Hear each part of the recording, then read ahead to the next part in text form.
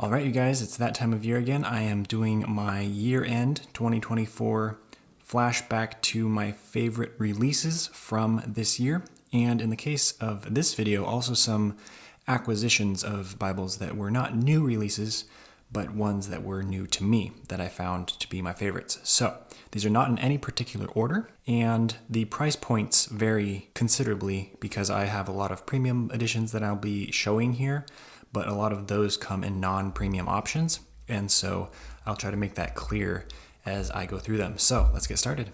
Number one, which you will have seen already, is the single column personal size Bible in the Handcrafted collection from Holman. Now, something I really wanted to highlight with this one and why it made my list, not only is it single column, which is one of my favorites, but Holman has come out with a new leather option for their Handcrafted collection, and that is the marbled calfskin leather. This is in the Slate color. The personal size Bible also has a burgundy option as well. But this Slate is a very beautiful color. It has a very soft feel. You can kind of see the marbling look. Definitely lives up to its name. I think it will patina and take wear very nicely over time, just from the little bit that you can see kind of working right now. I think it will be an interesting looking Bible after a lot of use. The spine has 5 raised hubs, silver accents, silver gilding with blue art gilding, and then a silver interior gilt line, black end sheet and interior liner. And you have 3 ribbons, kind of a silver gold, or not gold, gray, and then red and black. Not super long. Then silver head and tail bands. Single column. This one is kind of an updated version. They had the single column personal size out for a while now, but this is a revamped edition, 10-point font, black letter text, and they took out some of the tightness in the gutter. They pulled the text out just a little bit, not quite enough, honestly, but a lot better than it was, and so it has a very good reading experience compared to some of the older editions of the single column personal size. Red accents, verse by verse in poetic settings, paragraph format in the prose settings, very readable font. I really like the CSB font. Old Testament quotations in the New Testament are in bold, and then this one is a black letter text, so words of Christ are in black. Really fantastic Bible, and I really love this new leather. Number 2 is the New American Standard Large Print Text Bible from Lockman. Now, this is one I don't have a review on as of the making of this video, but I will do one very shortly. I started on one, but had a couple facts wrong, then I figured it would be better to just redo the video and include this one in this year-end review. So, the cool thing about this one is its simplicity. It's a very cheap Bible, but it is very well designed. It has a leather text, their faux leather cover, and this is their new line of faux leather, and it's really nice to hold. It has a very good feel. It's very grippy, but it's not cheap. It has white pages, and it's basically just a text block with a faux leather wrap, and has blind stamping on the back. It does have a sewn block from what I can tell, and so I think that is what put it on my favorites list for this year as the cheapest Bible that I will be showing here. It's a double column, 10-point text, verse by verse format. It's black letter, so words of Christ are in black. You do have a little bit of textual footnotes at the bottom, kind of separated by a line, but there's not very many. It's not like it's a massive reference Bible. It's just for the text, and I think it will make a great gift Bible. It's affordable, and it's just a basic layout. It also matches their Pew Bible, which was released at the same time as this one. So this has made my list because of its simplicity, and I think it'll just be a great on-the-go affordable Bible. Number 3 is the CSB, again, Oswald Chambers Bible from Holman. And this one was one that I was actually surprised about liking. I am not a big user of the Oswald Chambers My Utmost for His Highest. I have used it a little bit in the past, but it's not one that's been a yearly read-through for me. However, I think it's one that's very good. It has a lot of good information, and combined with the Bible in this format that they did on this edition, I think was a really smart choice and very well done. So I reviewed the premium edition. This is not their handcrafted collection, but I think they just did a stellar job with this one. They have kind of a rose gold stamping on the spine, CSB Holy Bible, Christian Standard Bible, and Holman. 5 raised hubs, black perimeter stitching, 3 ribbons, kind of a dark, not even gold, it's more of a copper color, dark burgundy and black. Then they had the rose gold interior gilt line as well, a lot of rose gold themes, and their art gilding was also that coppery gold color. Black head and tail bands. You can see on the page edges here, you have this darker section. That is the My Utmost for His Highest devotional. So the Bible starts with that, and then it goes into the text of Scripture. So after your upfront material, you have My Utmost for His Highest, and it's very simply designed. Has the devotional, the section to read if you're going to read through the Bible in a year, and then the text. And they separated any footnotes that Chambers had in a section at the back of the devotional. And then after that, you get into Genesis. And that is the regular non-darkened pages. And so you can see the difference there. There are some articles from Chambers throughout the text. And overall, it just was a very beautiful design. They kind of had this copper-colored page accents. Verse numbers are in black. Chapter numbers are the copper color. It's a 9.25 text and black letters, so the words of Christ are in black.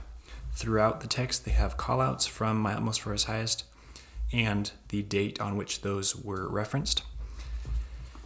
And it just looks fantastic.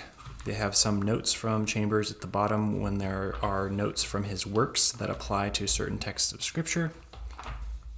Obviously, the New Testament's going to have a bit more since most pastors teach on the New Testament a lot more than the Old. And then at the end, you have some features. There's a little glossary of words used by Chambers that might be a little bit different how he used them from what we are used to. So that is very helpful, and I'm glad they included that. There's a concordance, and then at the end there's the Holman maps.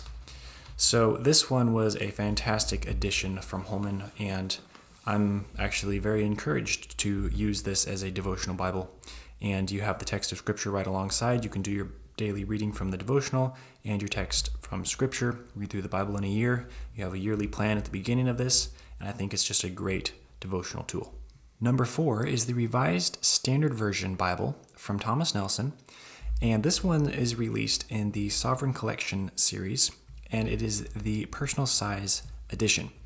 This translation is one that Nelson has done publishing in the past, but recently there hasn't really been a market of RSV Bibles. But Nelson has finally come back in the group in terms of publishing the RSV, and I think they did a great job launching it anew in the Sovereign Collection series. The Sovereign Collection is one that's very beautiful and very well designed. So I have a imitation leather copy here. I don't remember which one this is called, but it's kind of a chestnut, has very decorative spine, Holy Bible on the front, perimeter stitching, and then a perimeter design here, gold page edges, and then the interior is exactly the same as the leather editions, which I have a copy of here. Now usually the Sovereign Collection is edge-lined with a synthetic liner. This one is actually paste down, and some people complained about that. It's not a super expensive Bible, and so I didn't really have many complaints about this and actually like the fact that the paste down allows it to lay flat.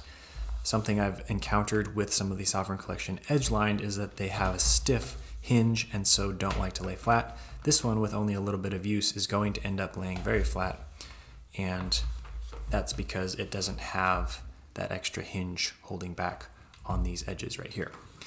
So the interior of these is a single column for poetic settings and double column for prose settings. It is a paragraph format, though a lot of sections end up being verse by verse just because of how the pages lay. It's a 9.5 point font, small book introductions, red verse numbers, cross references at the bottom, drop caps, very beautiful. And then it is get to the New Testament, I will show that it is a black letter text. And it looks very nice. I like the font that they chose for this one. And at the end you have pages for notes and then a small topical index. If you want an RSV, this is definitely the one to check out. Last in order, but not least in size, is the MacArthur Study Bible from Thomas Nelson in the Legacy Standard Bible translation. This one is definitely the newest on the block when it comes to study Bibles and just kind of a combination of translation and study Bible material. The LSB is rather new, only a couple of years old at this point, and it was only a matter of time before it found its combination with the MacArthur Study Bible, because the Master's Seminary, which was founded by MacArthur, is the one that spearheaded the LSB project. And so it was really only just waiting on the right stage in the editing and formatting process before the combination of these came to the market. This one from Thomas Nelson in the Premier Collection is really a fantastic publication. The 316 Publishing and Steadfast Bibles also did a release of the John MacArthur Study Bible in the LSB, but this one of the two is going to be much more affordable between those two options. And if you know anything about Thomas Nelson's Premier Collection and Premium Bibles, this one is definitely to be expected.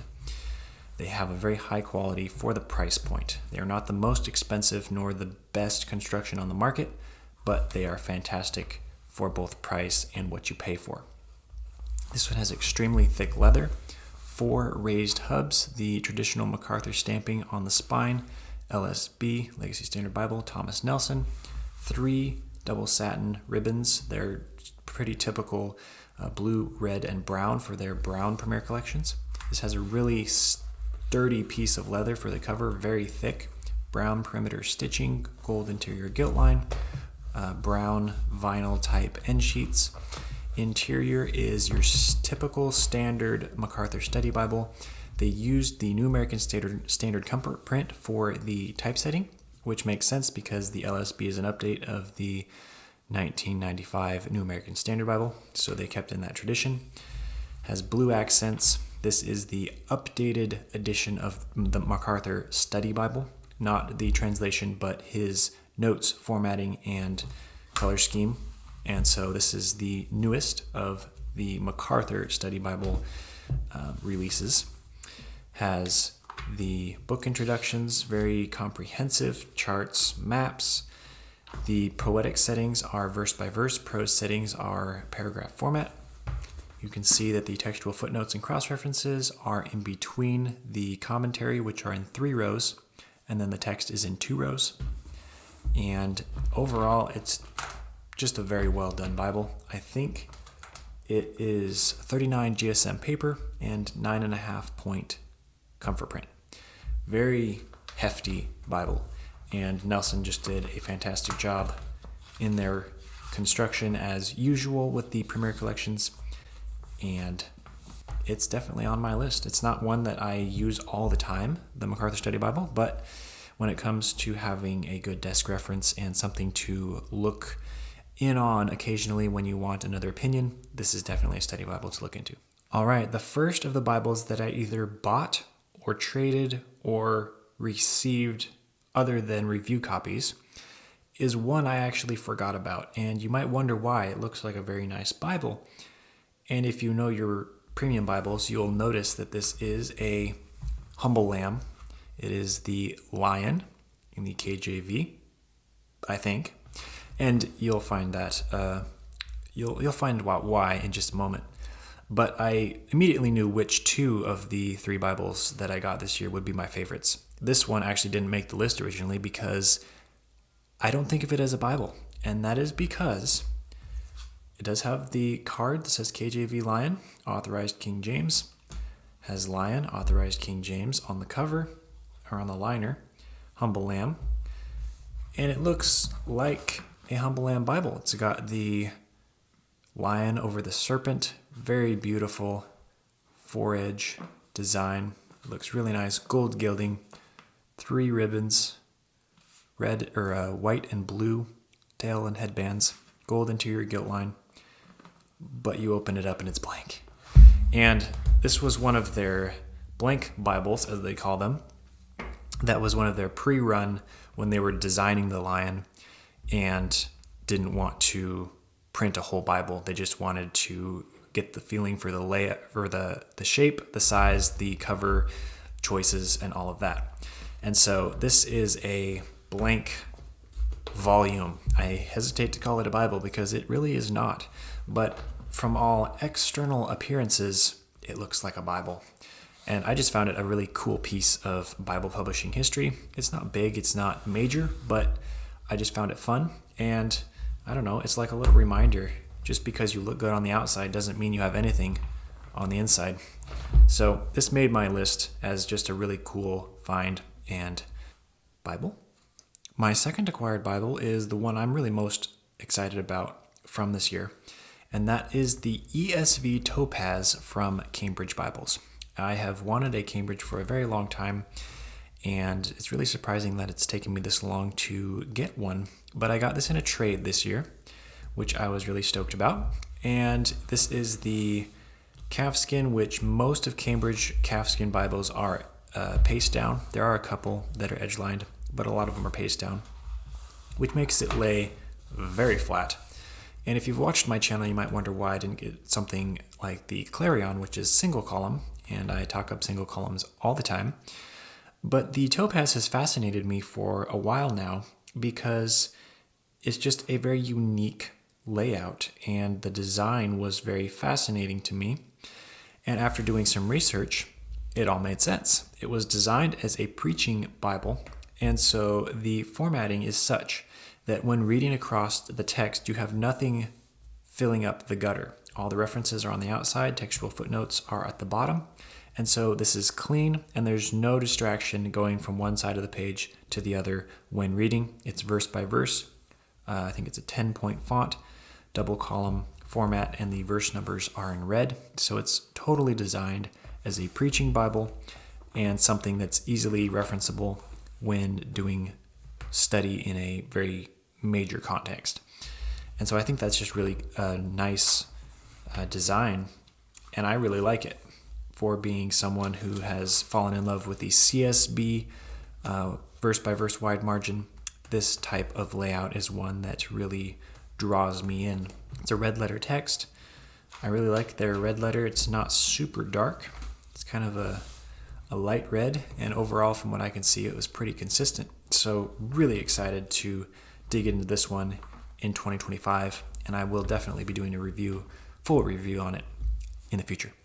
All right, the last one on this list is actually one that made it to my list last year, though not in this binding or from this publisher. This is the ESV Stridon from Skylar Bibles in the saddle brown calfskin. Now this is actually a Bible I purchased this year.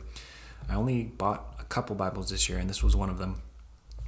And I'm actually very impressed with the saddle brown as a color to begin with. I usually like darker colored Bibles, and as the texture. I think I'm sold on the calfskin. After rebinding and getting to acquire and use some different leathers, I have started to like the cowhides and the calfskins. And this, I think it's sienna calfskin. I can't remember what the type of calfskin that Skylar uses for the saddle brown, but it is super soft. It's very thick. It's a very sturdy piece of leather, and I think it will patina really nicely over time and have a unique character, and I'm just really excited to use it. I bought this to use, and so that's why it made my favorites list. It's a layout that I absolutely love, single column, verse by verse. I liked their division of the footnotes and the cross references at the bottom of the page. Now with the Stridon being the premium edition, it has red accents. The Lockman editions of the single column wide margin reference of the NASB do not have red accents. It's all black. But the Skylar editions of all of their stridents in the translations that they now offer, they have the red accents. So it's a very readable layout, black letter text. Books do begin on their own sections. They don't start on the new page, which is kind of a thing I don't like, but overall, I am really excited to use this one, and we'll be doing a review at a later date, but it made my acquisitions of 2024 because it is a fantastic Bible. Well, that's what I got for my list this year, folks. I had a great time reviewing Bibles this year. Didn't get to very many, unfortunately, but I had a lot of life changes, and so had a slow time getting to it. But I had a blast doing this summary, and hopefully you find those videos helpful. The ones that I don't have reviews on yet, they will be coming out in the next month, and I will post links to all the video reviews of the ones that already have been reviewed this last year.